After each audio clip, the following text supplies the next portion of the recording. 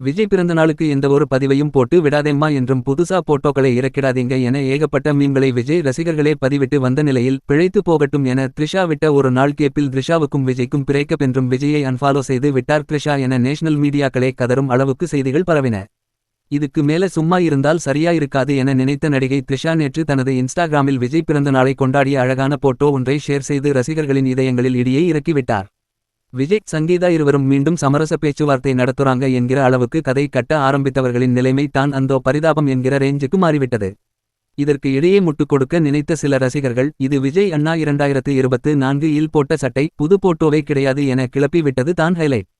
விஜயின் 52வது பிறந்த நாளை முன்னிட்டு 5 கேக்குகளுடன் நள்ளிரவு 12 மணிக்கு கொண்டாடியதை குறிப்பிடும் வகையில் நடிகை த்ரிஷா ஃப்ரெஷ் போட்டோ ஒன்றை ஷேர் செய்த நிலையில் இதே சட்டையை விஜய் அண்ணா 2024 இல் போட்டிருந்தார் என்றும் த்ரிஷா பழைய போட்டோவை தான் இப்போ ஷேர் செய்துள்ளார் என சில ரசிகர்கள் முடிந்தவரை முட்டுக் கொடுக்க முயன்றனர்.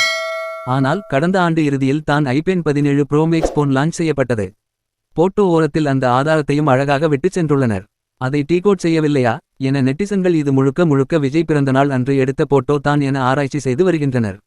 தமிழ்நாட்டின் முதலமைச்சராக உள்ள விஜய் நடிகை த்ரிஷாவுடன் எப்படி பிறந்தநாள் கொண்டாடலாம் என்றும் சங்கீதா, ஜேசன் சஞ்சய், திவ்யா சாஷாவை எல்லாம் கொஞ்சம் கூட நினைத்து பார்க்கவே இல்லையே என விஜய் ரசிகர்களே பலர் திட்டித் தீர்த்து வருகின்றனர்.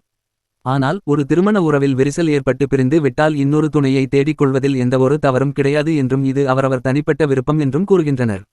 விஜயின் சட்டசபை பேச்சுக்கும் ஆக்ஷனுக்கும் ஃபயர் விட்ட ரசிகர்களே த்ரிஷா வெளியிட்ட போட்டோவுக்கு பின் அப்செட் ஆகியுள்ளனர் என்பதையும் மறுக்கவே முடியாது. இதில் அந்த போட்டோவை வைத்து சிலர் AI எடிட் என்கிற பெயரில் பண்ணும் கலாட்டாக்கள் வேறு நடப்பது தான் காலக்கொடுமை.